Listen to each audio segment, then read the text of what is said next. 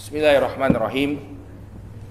Innal hamdalillah nahmaduhu wa nasta'inuhu wa nastaghfiruh wa na'udzu billahi min shururi anfusina wa min sayyiati a'malina. May yahdihillahu fala mudilla lahu wa may yudlil fala hadiya lahu. Asyhadu an la ilaha illallah wahdahu la syarika lahu wa asyhadu anna Muhammadan abduhu wa rasuluh. Allahumma salli wa sallim ala nabiyyina Muhammad wa ala alihi wa sahbihi wa man ittaba'a hudahu ila yaumiddin, amma ba'd. Bapak dan ibu-ibu, kaum muslimin wal muslimat, jamaah Masjid Rodotul Jannah yang semoga senantiasa dirahmati oleh Allah. Assalamualaikum warahmatullahi wabarakatuh. Alhamdulillah, puji dan syukur tak henti-hentinya kita panjatkan kepada Allah Subhanahu wa taala atas segala nikmat yang telah Allah Subhanahu wa taala anugerahkan kepada kita semua, terutama nikmat taufik dan hidayahnya serta kesehatan dan kesempatan, sehingga sampai saat ini kita masih bisa melaksanakan amalan ketaatan kepada Allah. Kita berharap mudah-mudahan Allah Subhanahu wa taala menganugerahkan keistiqomahan kepada kita semua. Amin ya rabbal alamin. Shalawat serta salam semoga senantiasa terlimpah pada junjungan kita Nabi Muhammad, kepada keluarganya, para sahabat dan pengikut beliau hingga akhir zaman. Bapak dan Ibu rahimakumullah, insyaallah kita akan kembali melanjutkan pelajaran kita membahas hadis-hadis yang ada dalam Kitabul Jami' dari Bulughul Maram yang disusun oleh Al-Hafidz Ibnu Hajar Al-Asqalani rahimahullahu taala. Pada pertemuan yang terakhir kita telah jelaskan bahwa inti dari kebaikan itu adalah akhlak yang mulia, dan telah kita paparkan secara gamblang ya apa saja yang merupakan bentuk akhlak mulia kepada Allah Subhanahu wa taala dan kepada makhluk. Dan telah kita sebutkan juga bahwa di antara ciri perbuatan dosa adalah sesuatu yang bergejolak dalam hati kita dan kita tidak ingin agar diketahui oleh manusia. Ini diantara ciri sebuah perbuatan itu adalah perbuatan dosa. Sekarang kita akan masuk ke dalam hadis selanjutnya, dan ini hadis yang keempat dalam Kitabul Jami', yaitu tentang etika ya, atau adab ketika kita ingin berbisik-bisik. Ya, ketika kita ingin berbisik-bisik, maka di sana ada sebuah etika ya, yang hendaknya kita patuhi. Ini menunjukkan bahwa agama kita, Bapak dan Ibu rahimakumullah, mengatur perkara walaupun itu perkara yang sepele. Masalah berbisik-bisik, ada apa dengan berbisik-bisik ya? Tapi ternyata masalah ini diatur dalam Islam. Ini menunjukkan bahwa Islam adalah agama yang sempurna. Ya, sampai perkara yang mungkin dipandang remeh oleh sebagian orang diatur dalam Islam. Dalam sebuah hadis yang diriwayatkan oleh Imam Muslim dari Salman Al-Farisi radhiyallahu taala anhu, dahulu ada seorang Yahudi, Bapak dan Ibu rahimakumullah, yang dia mencoba untuk mengejek Islam, ya, mengejek agamanya kaum muslimin. Dia mengatakan, allama rasulukum ya kulla syai' hatta al-qiraah. Apakah nabi kalian itu ngajarin segala sesuatu sampai masalah buang air saja diajarin oleh nabi kalian? Maka kata Salman, "Na'am." Iya, benar yang kamu sampaikan. Jadi Salman tidak kemudian merasa rendah ya, justru bangga bahwa agama ini mengatur segala sesuatu. Nabi kami mengajarkan sampai cara buang air, tidak boleh menghadap ke kiblat, kemudian bercebok dengan tangan kiri, kemudian ketika bercebok dengan batu minimal 3, dan tidak boleh bercebok dengan menggunakan tulang dan kotoran hewan yang mengering. Dan dijelaskan oleh Salman Al-Farisi, menunjukkan bahwa Islam benar-benar ajaran yang sempurna. Kita itu mau masuk WC saja kaki kanan atau kaki kiri dulu, itu diatur dalam Islam. Ya. Maka masalah berbisik ini ternyata diatur juga dalam Islam. Bagaimana agar ketika Anda berbisik tidak menimbulkan permusuhan, tidak menimbulkan dzan, prasangka yang buruk dari saudara Anda. Subhanallah ya. Jadi memang Islam sangat menekankan bagaimana caranya agar masyarakat itu rukun. Sehingga pintu-pintu yang bisa membuat munculnya rasa saling bermusuhan ya, munculnya perasaan ingin perusahaan yang menyakiti orang lain ya, perilaku yang menyakiti orang lain itu betul-betul dijaga dalam Islam. Di antaranya adalah etika ketika berbisik. Baik, mari kita baca hadisnya. Bapak dan Ibu rahimakumullah. Qala wa an ibni Mas'udin radhiyallahu taala anhu. Dari sahabat Abdullah ibn Mas'ud radhiyallahu taala anhu. Ini sahabat yang merawikan hadis. Ya, Abdullah ibn Mas'ud ini termasuk sahabat yang awal-awal masuk Islam, Bapak dan Ibu rahimakumullah. Beliau masuk Islam saat beliau belum dewasa ya, masih anak-anak atau di usia awal-awal di usia dewasa beliau. Dikisahkan bahwa dahulu Abu Bakar As-Siddiq radhiyallahu taala anhu dan juga Nabi sallallahu alaihi wasallam sedang lewat ya di hadapan Abdullah bin Mas'ud yang saat itu bekerja sebagai seorang pengembala, ya bekerja sebagai seorang pengembala domba. Maka kemudian Nabi sallallahu alaihi wasallam meminta agar Abdullah bin Mas'ud ya memberikan susu. Tapi ternyata domba-domba ini bukan milik Abdullah bin Mas'ud, dia hanya bekerja sebagai seorang pengembala.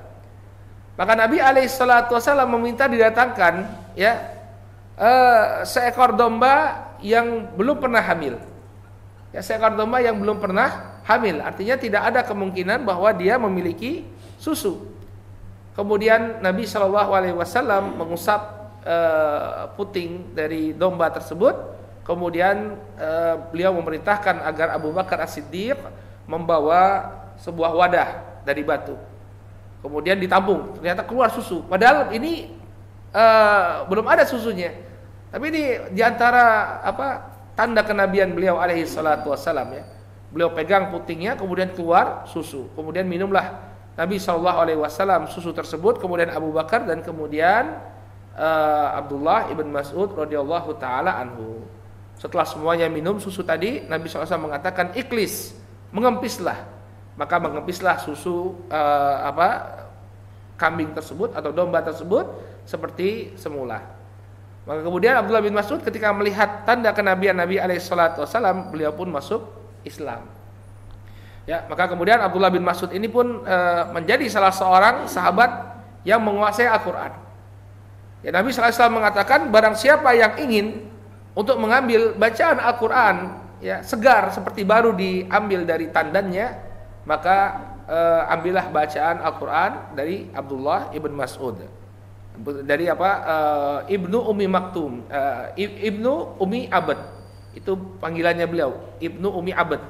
Ya, anaknya Ummu Abad, ibu beliau Ummu Abad namanya. Dan Abdullah bin Mas'ud ini dikenal dengan fisiknya yang kecil, bahkan sempat menjadi tertawaan sebagian orang. Suatu ketika Nabi SAW memerintahkan Abdullah bin Mas'ud untuk naik ke atas sebuah pohon. Kemudian datang angin, sehingga tersingkaplah pakaian Abdullah bin Mas'ud, lalu tampaklah betis beliau yang sangat kecil sekali, kurus sekali betisnya. Maka sebagian orang tertawa melihat betisnya Abdullah bin Mas'ud. Maka kemudian Nabi bertanya, kenapa kalian tertawa? Ya, betisnya Abdullah bin Mas'ud itu ketika ditimbang itu di akhirat nanti lebih berat daripada gunung Uhud, kata Nabi. Ya, jadi jangan melihat seseorang itu dari bentuk fisiknya. Ya, betapa banyak orang yang fisiknya besar ya, tapi ketika ditimbang dia nggak punya amalan, akhirnya timbangannya itu ringan sekali. Tapi ada orang-orang yang fisiknya kecil, kurus ya, tapi karena amalannya itu banyak, maka ketika di akhirat nanti ditimbang dia lebih berat bahkan daripada gunung Uhud. Ini sedikit dari biografi sahabat Abdullah bin Mas'ud ya. Dan mempelajari biografi para sahabat ini, Bapak dan Ibu rahimakumullah, ini punya efek yang sangat luar biasa dalam kehidupan kita. Karena mereka ini adalah orang-orang yang menemani perjuangan Nabi SAW. Makanya kalau kita mampu ya, selain mempelajari sirah an-nabawiyah, mempelajari perjalanan hidup Nabi SAW, pelajari juga ya orang-orang yang telah menemani beliau dalam perjuangan dakwah, yaitu para sahabat. Kenapa Ustaz kok kita belajar biografi mereka? Karena mereka ini orang-orang yang sudah dijamin surga. Dalam surat At-Taubah ayat yang ke-100, Allah Subhanahu wa taala berfirman, "Was-sabiqunal awwalun minal muhajirin wal ansar walladzina tabauhum bi ihsan radhiyallahu anhum wa radu'an. Ya. Kata Allah Subhanahu wa taala, orang-orang yang pertama masuk Islam, baik dari kalangan Muhajirin maupun dari kalangan Ansor, dan orang-orang yang mengikuti mereka dengan baik, ya. Radhiyallahu anhum wa radu'an. Allah Subhanahu wa taala ridho kepada mereka dan mereka pun ridho kepada Allah Subhanahu wa taala. Wa addalahum jannat tajri min tahtihal anhar. Dan Allah telah janjikan bagi mereka surga yang mengalir di bawahnya sungai-sungai. Jadi mereka ini orang-orang yang sudah dijamin masuk surga.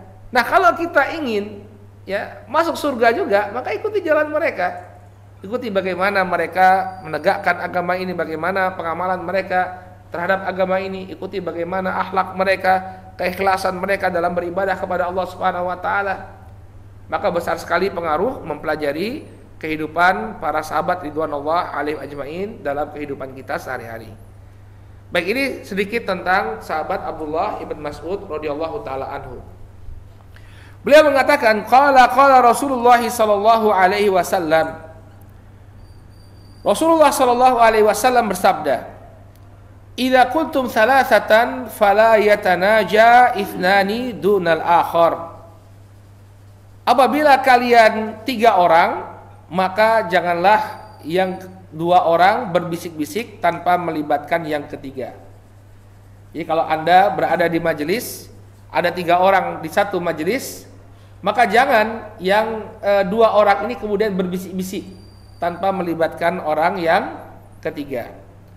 Hatta takhtalitu binnas min ajli anna dzalika yuhzinahu.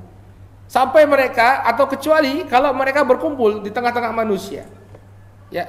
Jadi kalau cuma bertiga nggak boleh, tapi misalnya lebih dari 3, 4 orang, 5 orang atau di tengah-tengah manusia, maka tidak mengapa berbisik-bisik. Ya. Lalu Nabi Shallallahu alaihi wasallam memberitahukan sebabnya. Kenapa kalau kita bertiga tidak boleh berbisik-bisik tanpa melibatkan orang yang ketiga? Karena dzalika yuhzinahu.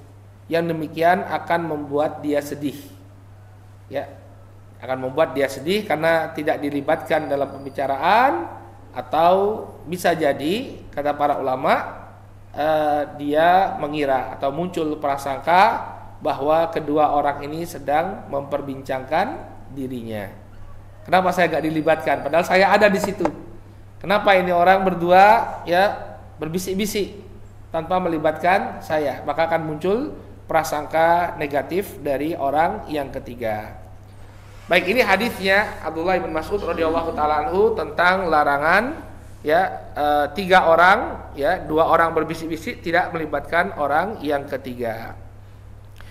Kita baca penjelasan dari Fadilatul Syekh Saleh Al-Fauzan hafizahullahu taala terhadap hadis ini.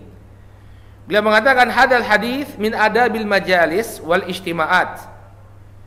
Hadis ini menunjukkan etika ketika kita bermajelis dan ketika kita berkumpul. Fa idza kanu thalathata nafarin fa innahu yunha an yatanajaya itsnan. Maka kalau berkumpul 3 orang, tidak boleh kemudian 2 orang saling berbisik-bisik. Wan najwa hiya haditsus sir.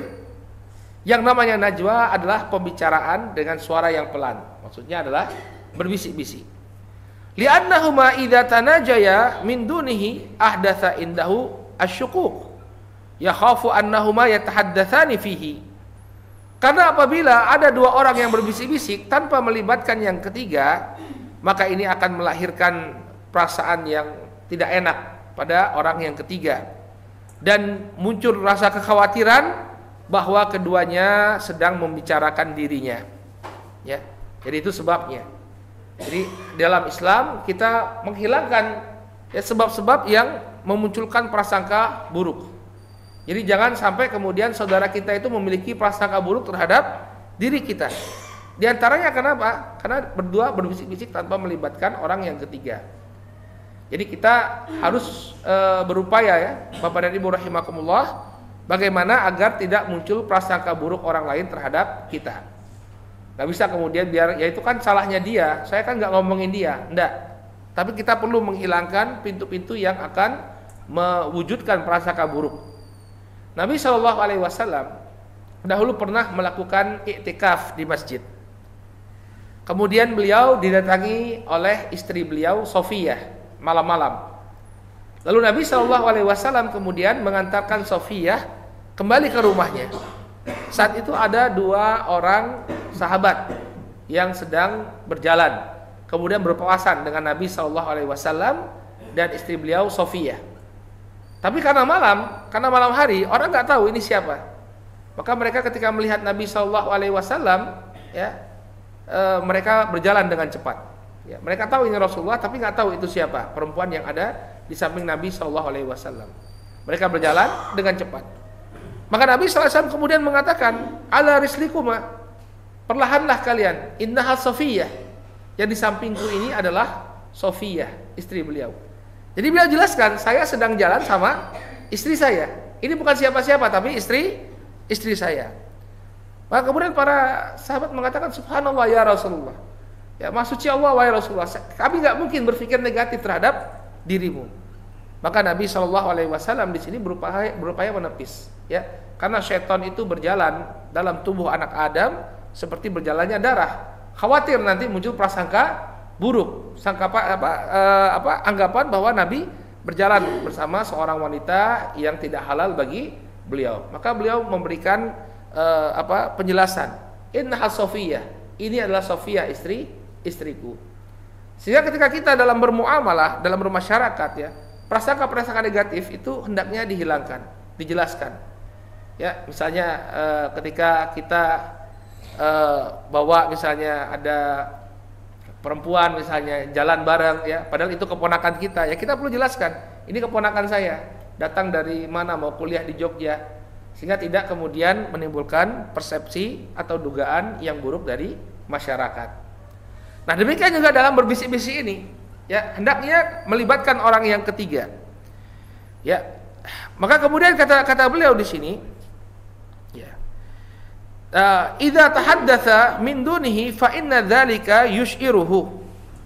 Maka apabila seseorang, 2 orang berbincang-bincang atau berbisik tanpa melibatkan orang yang ketiga, ini akan menimbulkan prasangka bi annahuma yahtakiranihi. Ya, orang-orang yang 2 orang ini sedang membicarakan orang yang ketiga dan merendahkannya. Yahtakiran artinya dia merasa diremehkan. Ya, dia akan merasa diremehkan karena tidak dilibatkan dalam pembicaraan tersebut. Wala yarayanihi syai'an. Ya, dia tidak dianggap sama sekali oleh kedua orang tersebut. Jadi banyak sekali sisi negatif yang muncul saat 2 orang berbisik-bisik tanpa melibatkan orang yang ketiga. Bisa jadi muncul prasangka buruk bahwa dia sedang dibicarakan, atau muncul prasangka bahwa saya tidak dianggap. Ya, saya tidak dianggap. Kenapa saya tidak dilibatkan dalam pembicaraan itu? Saya tidak dianggap oleh mereka. Ya. Fayukhfiya amrahuma anhu, sehingga mereka menyembunyikan urusan mereka dariku. Ya, karena tidak diajak berbicara. Wa yatasarrani fi hadithihi ma dunahu. Mereka terus-menerus berbicara, ya, tanpa melibatkan diriku. Li'annahuma la yuthiqani, ya, la yuthiqani bihi. Ini artinya apa? Mereka tidak mempercayai aku. Jadi muncul prasangka lain lagi, ya. Oh, apakah saya ini orang jahat, ya, sehingga enggak dipercaya ketika mereka berbisik-bisik. Wa yaqau fi nafsihi dzalik. Maka inilah yang akan muncul pada orang yang ketiga. Walihada qala sallallahu alaihi wasallam min ajli anna dzalika yuhzinuh. Ya, kenapa yang demikian tidak diperbolehkan? Karena itu akan membuat sedih orang yang ketiga. yakni yub'ats fi nafsihi al-huzn. Ini akan menimbulkan kesedihan pada hatinya. Kemudian dia mengatakan imma annahum yatahaddatsina fiyya wa imma annahum yahtakiranihi, ya, fayusbihu hazinan bainahuma. Maka muncul perasaan di dalam hatinya bahwa kedua orang ini sedang membicarakan saya, atau kedua orang ini tidak menganggap saya ada. Maka dia pun akan bersedih. Inilah sebab-sebabnya mengapa Bapak dan Ibu rahimani wa rahimakumullah, tidak boleh, ya, dua orang berbisik-bisik di hadapan orang yang ketiga tanpa melibatkan dirinya. Nah, sekarang bagaimana kalau jumlahnya itu lebih dari 3? 4 orang kah? Atau banyak orang kah? maka diperbolehkan ketika kita berada di forum yang lebih daripada 3 orang. Kenapa? Karena di sana dia punya teman. Misalnya yang 2 orang ini berbisik-bisik, ya, kemudian yang 2 orang tidak diajak, oh berarti ini suatu permasalahan yang penting bagi mereka berdua. Buktinya apa? Bukan hanya saya saja yang tidak diajak bicara, teman saya juga nggak diajak gitu ya. Kalau dia cuma sendiri, dia pikir loh, kenapa saya nggak diajak? Padahal saya ada di sini. Tapi kalau ada orang lain, maka zon tersebut, prasangka tersebut akan hilang. Kenapa? Karena bukan hanya saya saja yang tidak diajak bicara, tapi si fulan ini juga tidak diajak bicara. Apalagi ketika berada di majelis yang lebih banyak. Sehingga larangan ini hanya terbatas pada 3 orang. Kalau sudah 4 orang, 5 orang, 6 orang, 7 orang dan seterusnya tidak lagi berlaku. Ya, karena ada juga orang-orang lain yang tidak diajak berbicara oleh 2 orang yang berbisik-bisik tersebut. Kata beliau, famin adabil majalis an yakuna al hadits zahiran fala yakuna baina itsnaini faqat duna tsalits. Amma idza kana adadun nas katsir fil majlis yaziduna an tsalatsa fala ba'sa. Adapun kata beliau, apabila jumlah orang yang hadir di majelis itu lebih dari 3 orang, fala ba'sa an yatanaja ithnani li adamil mahdzur. Maka tidak mengapa 2 orang berbisik-bisik karena perkara yang tidak diinginkan itu hilang. Kenapa tadi dilarang? Karena akan menyinggung orang yang ketiga. Tapi kalau sudah 4 jumlahnya, maka akan hilang prasangka tersebut karena orang yang keempat pun tidak diajak berbisik-bisik. Li'anal baqina katsirun, karena orang yang lain sisanya itu banyak. Fala yaqa'u fi nufusihim syai', maka tidak akan muncul prasangka yang buruk dari mereka. Fahadha min adabil majalis fadalal hadits ala tahrimin najwa bainal itsnaini duna tsalits. Maka ini diantara adab bermajelis dan hadis ini menunjukkan ya pengharaman. Jadi hukumnya haram. Ya. Hadis ini menunjukkan pengharaman berbisik-bisik, ya, 2 orang berbisik-bisik tanpa melibatkan orang yang ketiga. Baik. Demikian juga disebutkan oleh para ulama, ya, kalau dia meminta izin atau memberitahukan kepada orang yang ketiga, kami ingin bicara sesuatu, bukannya membicarakan kamu, tapi ada sesuatu yang perlu kami bicarakan. Mohon maaf ya, izin dulu berbisik-bisik. Yang demikian juga tidak mengapa. Jadi yang penting dia kasih tahu kepada orang yang ketiga. Ya, kami bukan bicarakan kamu, ini ada perkara penting yang pengen kami bicarakan 4 mata, mohon maaf, ya. Jadi boleh juga seperti itu kalau dia meminta izin. Yang penting apa? Orang yang ketiga dikasih tahu. Ya. Bapak dan Ibu rahimakumullah, ada beberapa faedah dari hadis ini ya yang bisa kita ambil. Bahwa yang pertama, ajaran Islam itu mendorong untuk selalu menjaga kerukunan dan pergaulan yang baik. Ini prinsip agama kita. Agama kita itu mendorong agar masyarakat itu bergaul dengan baik, menjaga kerukunan, tidak terjadi perpecahan di tengah-tengah mereka, tidak terjadi kebencian di tengah-tengah mereka. Maka segala perkara yang menimbulkan saling curiga dan menyinggung perasaan orang lain itu dicegah, ya, dilarang oleh agama kita. Ya. Ketika berbicara tentang sebaik-baiknya muslim, apa kata Nabi SAW? Al-muslimu man salimal muslimuna min yadihi wa lisanih. Seorang muslim yang hakiki itulah seorang yang muslim yang lainnya itu selamat dari keburukan lisan dan tangannya. Sehingga jangan sampai kita mengganggu orang, jangan sampai kita menimbulkan gangguan kepada orang lain. Ya, termasuk dengan 2 orang berbisik-bisik tanpa melibatkan yang ketiga. Karena ini akan menimbulkan perasaan yang tidak enak pada orang yang ketiga. Jadi prinsip agama kita, Bapak dan Ibu rahimakumullah, agama kita mengajarkan untuk rukun, ya, menjaga kerukunan dan bergaul dengan baik di tengah-tengah masyarakat. Kemudian yang kedua, bahwa dari hadis ini, ya, hadis ini menunjukkan larangan berbisik-bisik bagi 3 orang. Namun apabila lebih atau dia meminta izin terlebih dahulu, maka tidak mengapa. Kemudian disebutkan oleh para ulama juga bahwa larangan ini juga berlaku bagi dua orang yang berbicara dengan bahasa yang tidak diketahui maknanya oleh orang yang ketiga. Misalnya kita tahu bahwa si fulan ini nggak bisa bahasa Inggris misalnya. Terus kita berdua paham bahasa Inggris, terus kita ngomong pakai bahasa Inggris. Dan dia nggak tahu apa yang sedang dibicarakan. Maka ini juga sama hukumnya dengan berbisik-bisik. Ya, karena ilahnya tadi, penyebabnya itu sama. Orang ketiga tidak dilibatkan dan tidak mengetahui apa yang dibicarakan oleh orang yang pertama dan orang yang kedua. Makanya kalau kita, mohon maaf ini ya, kalau misalnya di suatu forum ya kita kalau ingin bicara dengan suatu ucapan yang dengan bahasa yang dipahami oleh orang yang ketiga. Jangan kemudian orang ini nggak paham apa yang kita omongkan, maka kata para ulama hukumnya sama dengan dua orang yang berbisik-bisik tanpa melibatkan orang yang ketiga. Taib wallahu taala a'lam bissawab. Baik, sebelum kita masih ada waktu ini, sebelum kita lanjutkan ke hadis selanjutnya, mungkin ada yang ingin ditanyakan Bapak dan Ibu tentang adab berbisik-bisik ini. Silahkan. Tidak ada? Kalau tidak ada, kita lanjutkan ke hadis yang kelima. Ya. Qala wa an ibni Umar radhiyallahu taala anhuma qala. Ya. Hadis yang kelima.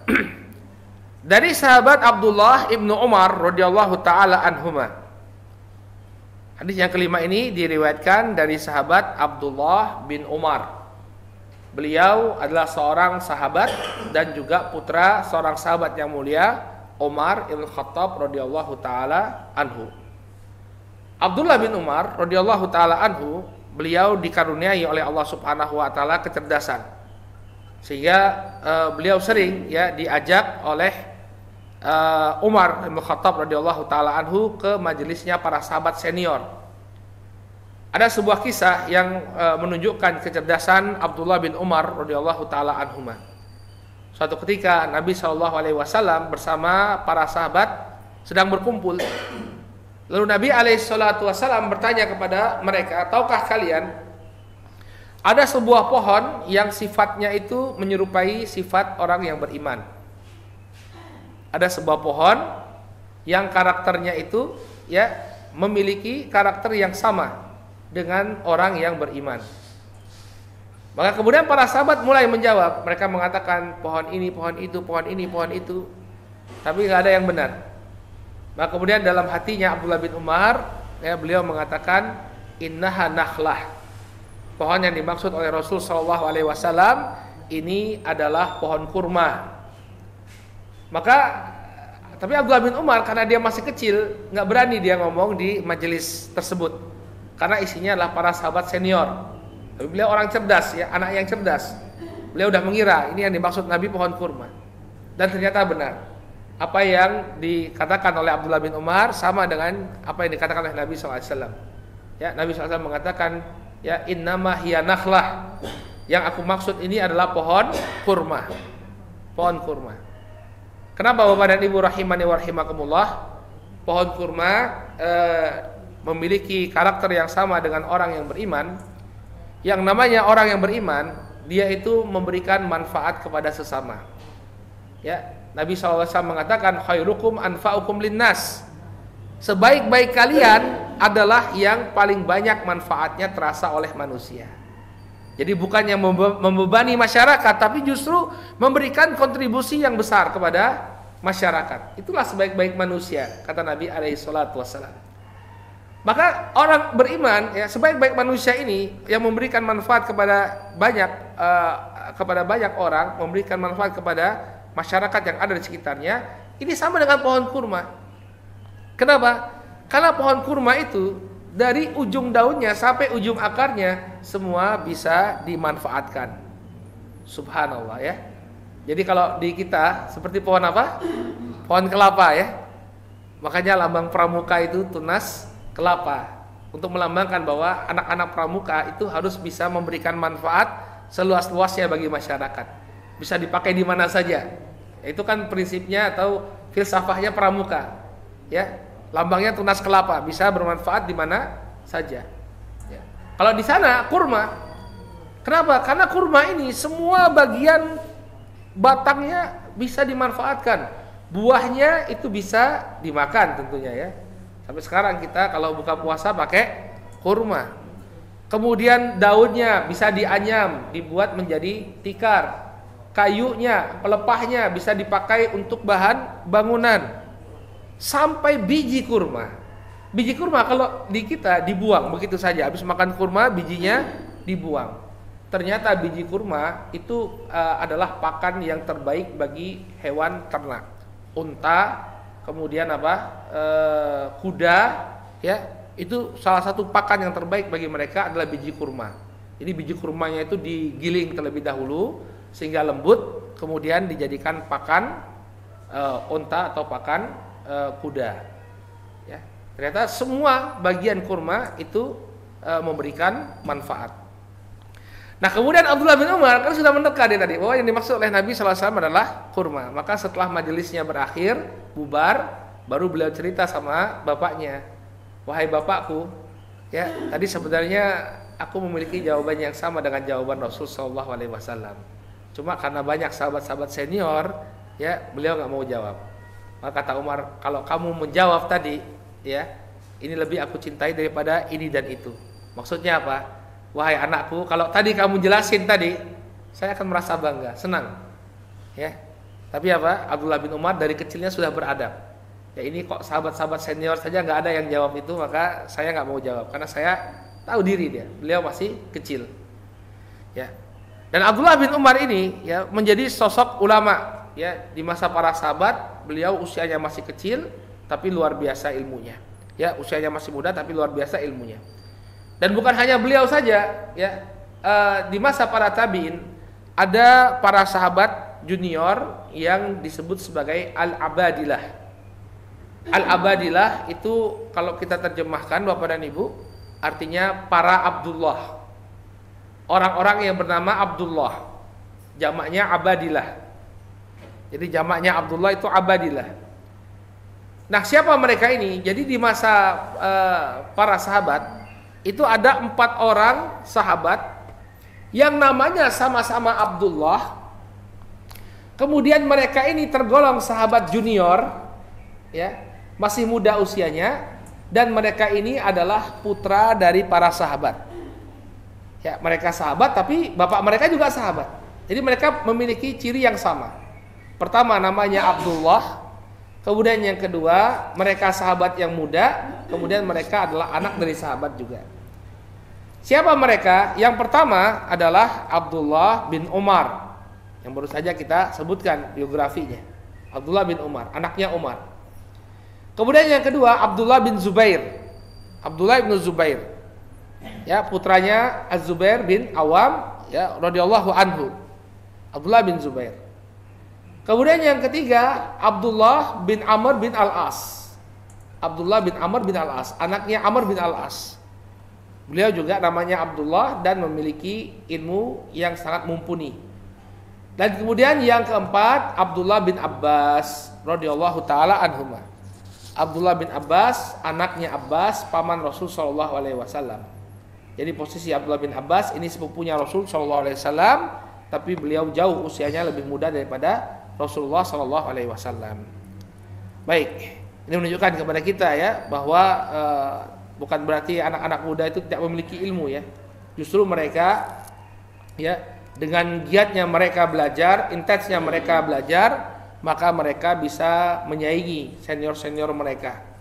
Sama dengan Abu Hurairah. Abu Hurairah itu kan masuk Islamnya cuma pas ba'da perang Khaybar tahun ke-6 Hijriah. Beliau itu cuma ketemu dengan Nabi itu sekitar 4 tahunan. Tapi mengapa beliau menjadi sahabat yang paling banyak meriwayatkan hadis dari Rasulullah? Karena ketekunan, karena tekun.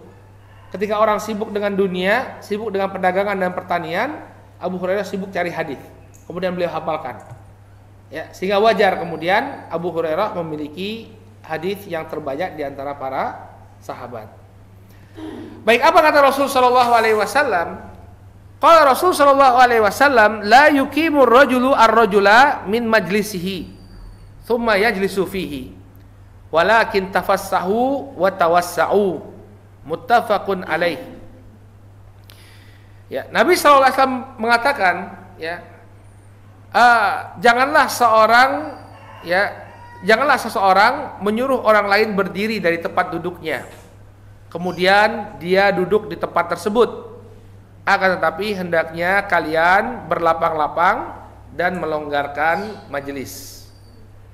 Ya, jadi maksudnya ketika ada orang ya di masjid nih ya, atau di majelis ilmu seperti ini, dia sudah menempati sebuah tempat, duduk di situ. Maka jangan kemudian Anda yang baru datang nyuruh dia berdiri. Berdiri kamu, aku mau duduk di sini. Yang demikian tidak diperbolehkan. Ya, jadi kita menyuruh orang berdiri dari tempat yang sudah dia pakai untuk duduk, yang demikian tidak diperbolehkan. Ya. Tapi apa solusinya? Walakin tafassahu wa tawassa'u. Akan tetapi hendaknya kalian melonggarkan dan melapangkan tempat tersebut. Artinya jangan kita menyuruh orang untuk meninggalkan majelisnya, akan tetapi geser, ya. Geser sedikit, kemudian yang itu geser sedikit sehingga terwujud tempat yang baru sehingga dia bisa menempati tempat tersebut, ya. Berlonggar-longgarlah kalian, artinya berilah kelapangan bagi yang baru datang. Baik, maka ini hadis menunjukkan adab ketika bermajelis. Sering kita lihat ya, kadang-kadang di sebagian majelis ada orang-orang yang merasa memiliki kedudukan, kemudian dia menyuruh orang yang dia rasa lebih rendah untuk berangkat, ya. Berangkat kamu, kalau bahasa Jawanya itu suruh berangkat dari tempat duduk. Saya pernah juga lihat itu loh. Kalau berdiri itu apa sih bahasa Jawa? Ngadek ya, ngadek ya. Ngadek ya. Suruh berdiri kemudian ganti orang lain yang duduk di majelis tersebut. Maka ini hukum asalnya nggak boleh ya, nggak boleh. Ya kecuali memang dia yang merelakan tempat tersebut. Misalnya dia melihat, oh ini ada orang yang lebih tua, nggak ada tempat duduk, kemudian dia duduk dan mempersilahkan orang lain duduk di tempatnya. Kalau dengan kerelaan hatinya itu nggak jadi masalah. Ya, tapi kalau dipaksa, dia sudah duduk di situ, sudah nyaman, kemudian disuruh berdiri, meninggalkan majelisnya. Kan kadang ada, misalnya orang pengen hadir pengajian, ya, dia sudah duduk di awal, pengen langsung nonton kiainya, nonton penceramahnya dengan dekat, ya, dengan jarak yang dekat, ya. Tiba-tiba dia sudah duduk di situ, udah datang lebih awal, ada orang yang baru datang belakangan, kamu ngadep, ya, jangan duduk di sini. Maka itu satu kezaliman. Kenapa? Dia orang yang pertama duduk, dia berhak untuk mendapatkan tempat tersebut. Sama kayak Jumatan, ya. Kalau Jumatan ada sebagian tempat, ya, nggak boleh di sini, ternyata tempat-tempatnya para senior, ya, orang-orang yang dituakan. Ya. Kalau Anda ingin dapat tempat yang di depan, datang lebih awal, gitu. Datang lebih awal. Nggak boleh kemudian mengklaim satu tempat, ya, ini tempat saya, kamu jangan duduk di sini, ya. Yang namanya orang yang lebih awal datangnya, dia lebih berhak untuk menempati tempat tersebut. Maka ini diantara adab bermajelis. Dijelaskan oleh Syekh Shalih Al Fauzan, qala wa hadzal hadits aidan min adabil majalis. Fa idza sabaqa ahadun ila majlis fa huwa ahaqqu bihi. Hadis ini menunjukkan adab bermajelis. Apabila ada seseorang yang telah mendahului, ya, duduk di suatu tempat, maka dialah yang berhak untuk mendapatkan tempat tersebut. Wala yajuzu li ahadin an yuqimahu minhu. Maka tidak boleh bagi siapapun untuk menyuruhnya berdiri, berpindah kalau dia sudah mengambil tempat tersebut. Sawa'an kana dzalika fil masjid aw kana dzalika fi majalisin nas kharijal masjid, ya, kal buyut. Sama saja ini berlaku di majelis, di masjid, ya. Demikian juga berlaku di majelis-majelis yang diadakan di luar masjid, seperti di rumah. Ya, misalnya ketika seseorang sudah ada acara di suatu rumah, kemudian dia sudah menempati suatu tempat, maka tidak boleh kemudian menyuruh dia berdiri. Au kana dzalika fil julus fil aswaq lil bai' wasyira'. Demikian juga di suatu tempat ya, di pasar ya, ketika seseorang duduk ya untuk melakukan jual beli. Ya kalau misalnya dia sudah duluan, maka dia selesaikan duluan ya. Jangan kemudian disuruh pergi. Ya, yang demikian juga berlaku. Misalnya lagi ngantri di mana misalnya di dokter misalnya ya, ngantri di rumah sakit. Misalnya ada orang yang sudah duduk di sana, nggak boleh kemudian kita nyuruh dia berdiri ya. Atau di tempat makan ya, di tempat makan ketika kita sudah datang di satu tempat kemudian ada orang yang baru datang nyuruh kita pindah, nggak boleh yang demikian ya.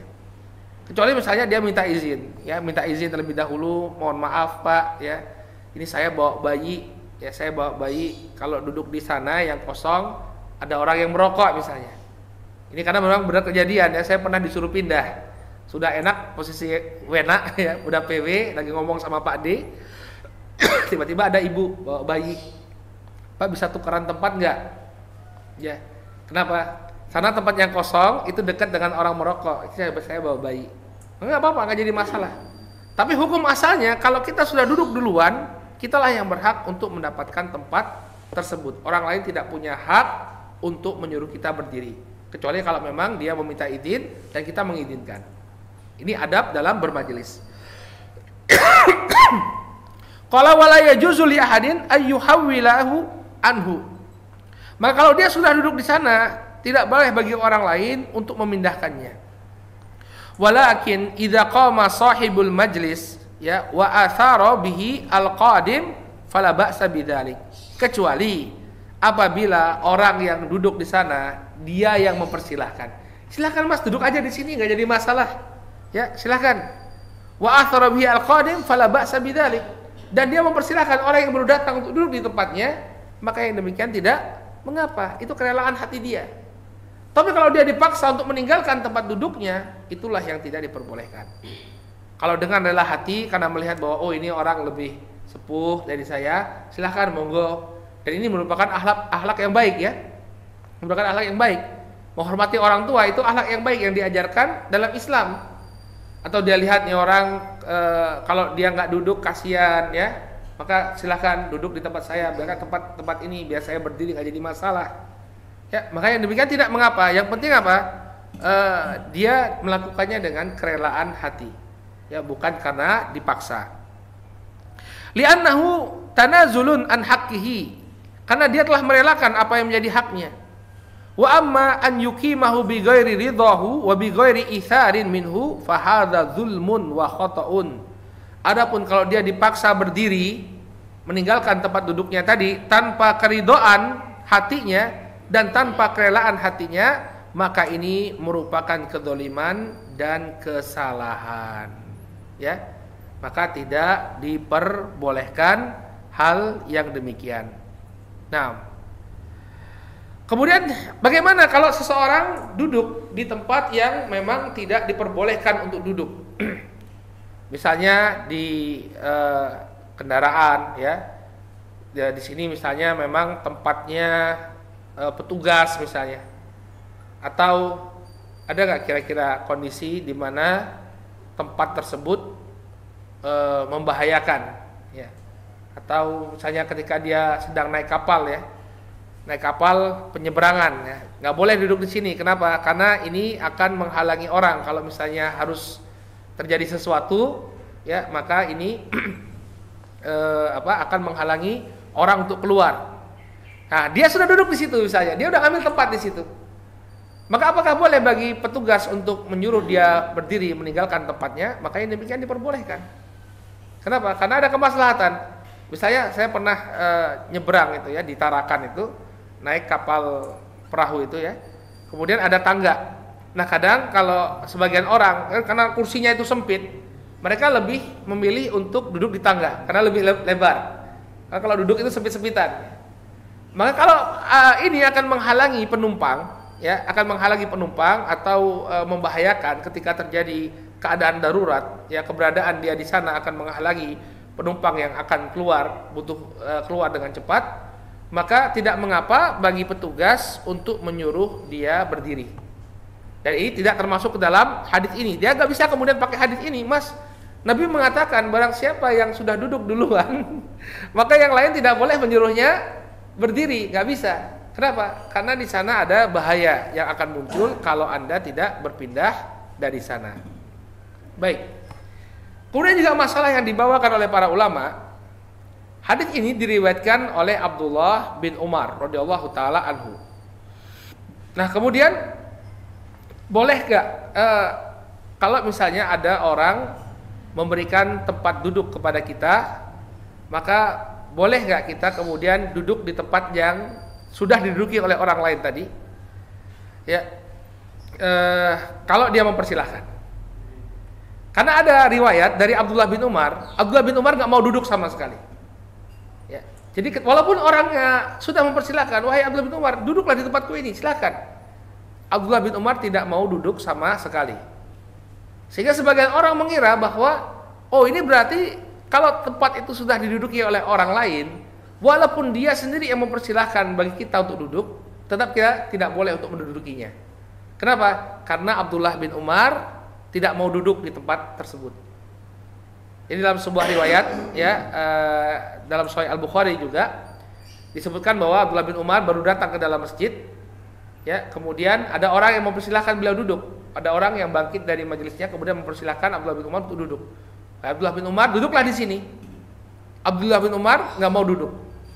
Sehingga muncul mungkin anggapan, oh ternyata walaupun orang itu mempersilahkan, kita tetap tidak boleh duduk di tempat dia, walaupun dia sudah mempersilahkan. Apakah anggapan ini benar? Jawabannya tidak. Abdullah bin Umar nggak mau duduk di situ karena bentuk ketawaduan beliau. Jadi beliau nggak ingin merasa dihormati. Ya sudah, kamu sudah duduk di sana, duduk aja di sana. Saya cari tempat yang lain. Bukan tidak boleh, boleh-boleh saja seseorang mempersilahkan itu dan boleh bagi kita untuk mengambil kalau dipersilahkan. Cuma Abdullah bin Umar ini tidak mengambil tempat tersebut karena beliau adalah sosok yang sangat tawadhu. Nggak mau kemudian dihormati oleh orang lain atau diagungkan oleh orang lain. Sudah, kamu duduk aja di sana, saya cari tempat yang lain. Bukan menunjukkan ketidakbolehan. Jadi boleh-boleh saja kalau orang yang sudah mempersilahkan, ya boleh-boleh saja bagi seseorang untuk duduk di tempat yang sudah pernah atau tempat yang sudah diduduki sebelumnya. Kemudian di sini ada satu masalah lagi ya. Hendaknya kita memberikan kelapangan bagi orang yang baru datang. Ya, tafassahu. Nabi SAW memerintahkan tafassahu wa tawassahu. Kalau memang ada peluang bagi seseorang untuk duduk, jangan kemudian kita menyulitkan dia. Misalnya ya, kadang-kadang kalau kita sholat Jumat ya, ada jarak segini, di sebelah ini ada orang, ya ada jarak yang segini, yang kalau kita geser sedikit, orang itu bisa masuk. Ya, maka hendaknya kita tafassahu, berikan kelonggaran bagi orang yang baru datang. Kalau memang masih bisa. Ya, ini mungkin kalau di kita jarang kita lihat ya, karena mungkin masjid kita lebar-lebar, tempat itu cukup banyak. Tapi kalau di Masjidil Haram sama di Masjid Nabawi itu sering sekali terjadi. Ya, terutama di Masjidil Haram. Orang pengen sholat langsung melihat Ka'bah, ya enggak? Kalau di belakang enggak ngelihat Ka'bah. Makin jauh dari Ka'bah. Akhirnya nyari tempat yang semakin dekat dengan Ka'bah. Akhirnya maju ke depan. Kalau lihat ada peluang kosong, maju. Nah, ini kalau memang ada peluang bagi saudara kita, tafassahu, berikan kelapangan bagi mereka. Kalau memang masih bisa masuk satu, silakan ya. Itu satu hal yang sangat baik, kita memberikan kelonggaran bagi saudara kita. Demikian juga dalam majelis ilmu, tablik akbar misalnya. Masya Allah, yang datang banyak sekali. Maka kalau misalnya kita masih bisa memberikan tempat duduk bagi saudara kita, berikan. Jangan kemudian memaksa, saya pengennya pokoknya wah ya, jangan ada yang menyentuh saya gitu ya. Jangan. Tapi apa? Berikan kelonggaran untuk saudara kita yang baru datang. Dan masalah yang terakhir ya, disebutkan oleh Al-Imam An-Nawawi rahimahullah ya. Beliau menukilkan ya, disebutkan dalam syarah Sahih Muslim ya. Qaulu sallallahu alaihi wasallam ya, walakin tafassahu wa tawassau hadza nahyu litahrim. Ketika Nabi SAW mengatakan ya, hendaknya kalian memberikan kelonggaran dan kelapangan, maka ini menunjukkan haramnya kita menyuruh orang untuk berdiri. Ya, faman sabaqa ila maudhi'in ya mubahin fil masjid wa fi ghairihi yaumal jum'ah aw ghairihi lis-shalah aw ghairiha fahuwa ahaqqu bihi. Maka barang siapa yang sudah duduk lebih duluan, baik itu di masjid maupun di tempat yang lain, baik itu ketika sholat Jumat atau yang selainnya, maka dialah yang lebih berhak untuk tempat tersebut. Ya. Fayuhramu ala ghairihi iqamatuhu, maka diharamkan bagi yang lain untuk menyuruhnya berdiri. Di hadal hadis, karena hadis ini.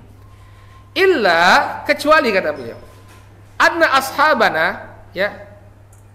ada ashabana, bahwa ulama-ulama dalam mazhab kami, mengecualikan, istathnau minhu ma idza ulifa bihi ulifa minal masjid maudhi'an, kecuali kalau memang di masjid itu sudah ada kebiasaan bahwa tempat ini sudah ada peruntukannya. Misalnya kata beliau, misalnya ada satu tempat yang diperuntukkan bagi mufti. Jadi ada masjid itu memiliki seorang mufti yang dia menjawab permasalahan masyarakat. Dia ditaruh misalnya di tiang ini. Maka ketika mufti ini belum datang, lalu ada orang yang duduk di tiang tadi. Lalu muftinya datang, boleh nggak dia menyuruh orang tadi berdiri? Jawabannya boleh. Kenapa? Karena tempat itu sudah ditetapkan untuk sang mufti memberikan fatwa. Atau misalnya halaqah Quran. Halaqah Quran. Ketika kita belajar dulu di Yaman, halaqah Quran itu diselenggarakan di sekitar tiang-tiang masjid. Jadi gurunya duduk di situ bersandar, kemudian muridnya membuat lingkaran, lalu menyetorkan Al-Quran. Nah, kalau satu tempat itu sudah ditetapkan sebagai tempat tertentu untuk mufti, untuk majelis ilmu atau untuk setoran Al-Quran, maka tidak mengapa kita menyuruh orang berdiri.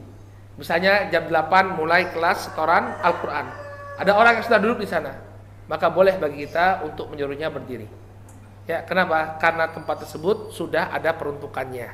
Memang sudah ditetapkan untuk majelis Quran. Maka ini kata Al-Imam An-Nawawi rahimahullahu ta'ala, pengecualian dari hukum menyuruh orang berdiri dari majelisnya. Jadi ada kondisi-kondisi tertentu Bapak dan Ibu rahimakumullah yang memperbolehkan kita untuk menyuruh orang berdiri dari tempat duduknya. Wallahu ta'ala a'lam bisawab. Mungkin ini yang bisa kita sampaikan di pagi hari ini. Setidaknya ada 2 adab bermajelis yang kita jelaskan. Yang pertama, bahwa apabila majelis tersebut terdiri dari 3 orang, maka tidak boleh 2 orang berbisik-bisik tanpa melibatkan orang yang ketiga. Dan juga diantara adab bermajelis, tidak boleh menyuruh orang yang sudah duduk terlebih dahulu berdiri meninggalkan tempat duduknya. Wallahu ta'ala alam bisawab. Mungkin ini yang bisa kami sampaikan. Kita cukupkan dulu sampai di sini. Kemudian kalau ada yang ingin bertanya lagi, ada yang ingin bertanya, silakan. Oh ya, silakan Pak. Ya. Waalaikumsalam warahmatullahi wabarakatuh.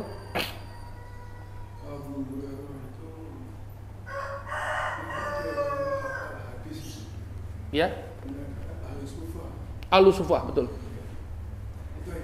Oh iya, benar. Jadi beliau Al-Sufah. Jadi Al-Sufah itu Bapak dan Ibu rahimakumullah, orang yang ketika tiba di Madinah itu nggak punya rumah, nggak punya tempat tinggal, nggak punya keluarga. Sehingga Nabi SAW menempatkan mereka di masjid. Jadi kan dulu Masjid Nabawi itu kan kiblat itu kan dulu menghadap Baitul Maqdis. Misalnya ini Masjid Nabawi, kiblat itu menghadap Palestina, Baitul Maqdis. Sehingga bagian yang diatapi di masjid itu adalah bagian utaranya, karena kiblatnya bagian utara, pengimaman di bagian utara. Nah, kemudian Allah memenuhi keinginan Nabi SAW untuk memindahkan kiblat ke Baitullah, ke Ka'bah, kota Mekah di selatan. Maka apa? Dibuat lagi atap di sini. Atapnya dibuat di sini. Atap yang lama enggak dirobohkan. Ini dipakai untuk tempat tinggalnya Ahlus Sufah. Maka Abu Hurairah radhiyallahu taala anhu termasuk orang yang tinggal di sana. Kalau baca biografinya, kehidupan beliau memprihatinkan. Tapi semangat beliau untuk menuntut ilmu. Dan ada satu hal yang membuat Abu Hurairah itu banyak meriwayatkan hadis. Jadi surbannya Abu Hurairah itu pernah didoakan oleh Nabi SAW. Maka ketika dipakai oleh Abu Hurairah, beliau tidak pernah lupa hadis yang disampaikan oleh Rasulullah. Terima kasih Pak atas faedahnya, faedah tambahannya tentang sahabat Abu Hurairah. Silakan Pak. Ini saya tanyakan ini jadi kalau bagian terakhir yang Ustaz sampaikan tadi, jadi dalam suatu masjid itu sudah ada Kaplingan. gitu. Betul, iya. Boleh-boleh aja Ustaz. Boleh, tapi untuk kemaslahatan umum ya. Bukan kemaslahatan pribadi. Misalnya ada orang yang pokoknya aku di sini, ya itu nggak boleh. Tapi kalau panjenengan mufti misalnya, ya suka menjawab pertanyaan orang, ya saya pokoknya tiap hari Kamis misalnya ya, atau tiap Jumatan sebelum Jumatan saya duduk di sini untuk orang konsultasi agama. Ini kan kemaslahatannya umum, bukan kemaslahatan pribadi. Maka yang demikian tidak mengapa. Kebetulan ini Ustaz, saya pernah ngalamin, jadi waktu saya masuk dalam sebuah masjid itu buat tempat kosong, saya tanya sama itu buat Kapolres ini, Kapolres gitu, jadi semua orang sudah klop ada di situ gitu. Oh, itu namanya ngapling ya. Itu saya kira termasuk hal yang tidak diperbolehkan ya. Kalau misalnya dia ingin menghadiri Jumatan lebih awal, ya dia harusnya datang lebih awal. Itu di mana Pak? Acara apa itu? Bukan Jumatan?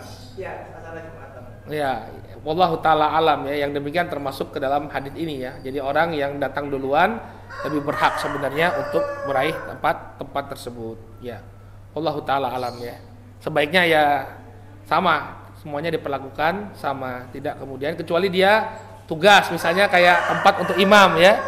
Kan ada kalau kaplingan imam sama muadzin. Nah, itu nggak jadi masalah karena kembalinya kemaslahatannya kepada kemaslahatan umum. Sehingga mereka tidak perlu dari jauh, misalnya sudah tiba waktu sholat, tidak perlu dari jauh kemudian datang ke tempat khutbahnya ya. Kecuali Pak Kapolresnya khotib, nah itu nggak apa-apa ya. Wallahu taala alam ya. Silakan Pak, ada lagi? Cukup ya? Baik, jazakumullah khairan atas perhatiannya. Kita tutup pengajian kita dengan doa kafaratul majlis. Subhanakallahumma wa bihamdika asyhadu an la ilaha illa anta astaghfiruka wa atubu ilaik. Assalamualaikum warahmatullahi wabarakatuh.